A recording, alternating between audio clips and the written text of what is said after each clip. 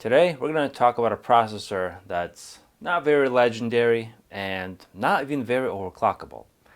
But when it comes to getting more than what you paid for, very few processors can match what this one can do, because with this one you literally get more physical processor than what you paid for.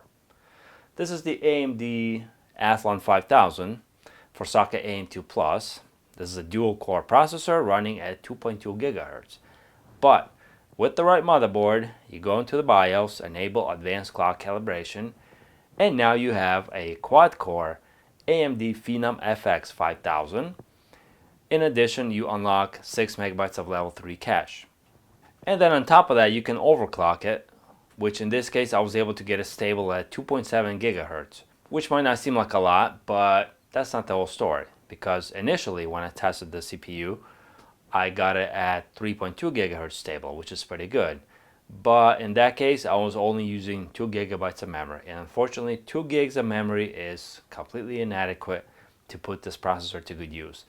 So I'll have to settle for a measly 500 megahertz overclock and then be able to use as much memory as I need. So for the testing, we're going to compare how this processor performs in its default configuration and how it performs when unlocked and overclocked at 2.7 gigahertz. The motherboard I'm going to use is an ASRock A790 GMH with 8 gigabytes of DDR2 memory, and our graphics card will be the Radeon R9 270X. The first test will be BioShock Infinite. For graphic settings, we're going to use Full HD resolution and the medium quality preset. With the dual-core processor, you get somewhere between 50 and 60 frames per second. The CPU usage is basically pegged around 98-99% usage. There's occasional drops into the 40s when the action gets heavier, and if you look at the frame time graph, you see that it's going up and down, so the frame pacing is not very consistent. Now compare that with the unlocked and overclocked processor, you get a consistent 90 frames per second or higher.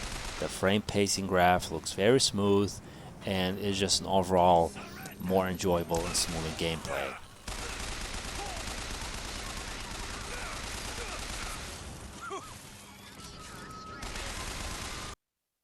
Hitman Absolution 1920 by 1080 and the medium quality preset. With the stock processor, once again, you're looking at around 90% or higher CPU usage. The frame rate typically is in the high 30s, low 40s. And look at the frame rate graph. Again, it's jumpy up and down. But with the unlocked and overclocked CPU, the frame rate stays 70 FPS or higher. The graph is much smoother, much more consistent, and the CPU usage is typically around 60 or 70%. I'm gonna kill these maintenance clowns. The Witcher 3. We're using the low graphics quality preset, full HD resolution, and also the low post-processing preset. With the dual-core processor, you start off solidly in the 20s, and as you get to a busier part of the settlement, the frame rate drops below 20 into the teens. So at this point, I would not call it playable. The quad-core processor, also when overclocked, is getting around 40 or 50 frames per second in the same scene. That's day and night difference, and in other parts it even goes to 60 frames or above. And even with the quad-core, the CPU usage is around 80 or 90%. So it's really making a big difference in this game.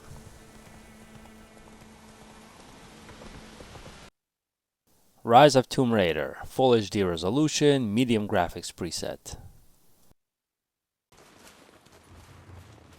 You're chugging along somewhere around 15 frames per second, cursing a slow, outdated processor, but after unlocking and a little bit of overclocking, you get to 35 to 40 frames per second, and just like that, you go from not playable to playable.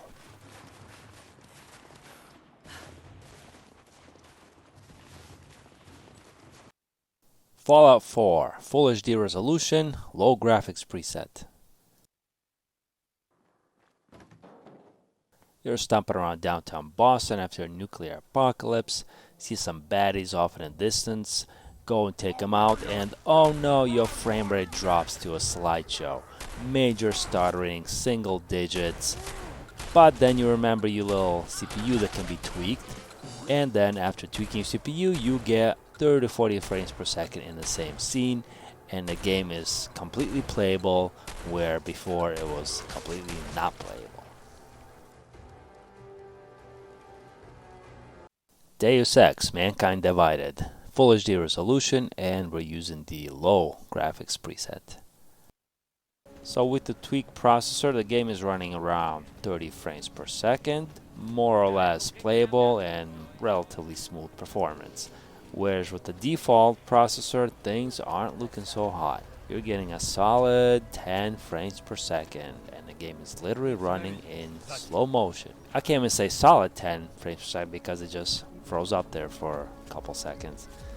So considering that the quad-core CPU is loaded around 90 to 100%, that would explain why the dual-core CPU here is completely out of its league.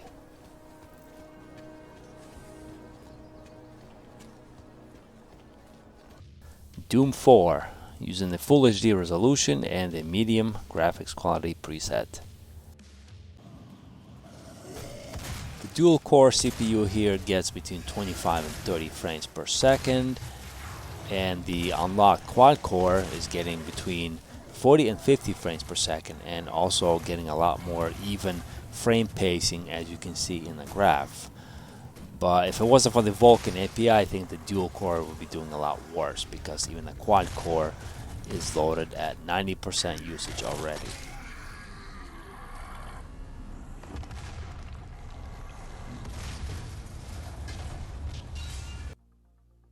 GTA 5, Full HD resolution, most settings are either off or normal. So on a tweaked processor, the game is looking normal, runs somewhere in the 50 frames per second, completely playable, and no major problems. Whereas with the default dual core setup, there's something definitely wrong. You get a whole bunch of missing textures, cars and trees floating in the air, bunch of open space, missing objects, stuttering, lagging. It's like a parody of some bad 1980s game. So that about wraps it up. I'll leave you off with some footage of cruising around the streets of GTA 5. About the Athlon 5000, as we've seen, being able to better than double your performance is something that very few other processors can boast about, and it has allowed the processor to extend its usable lifespan by another several years. So that's all for now. Thanks for watching, and we will see you next time.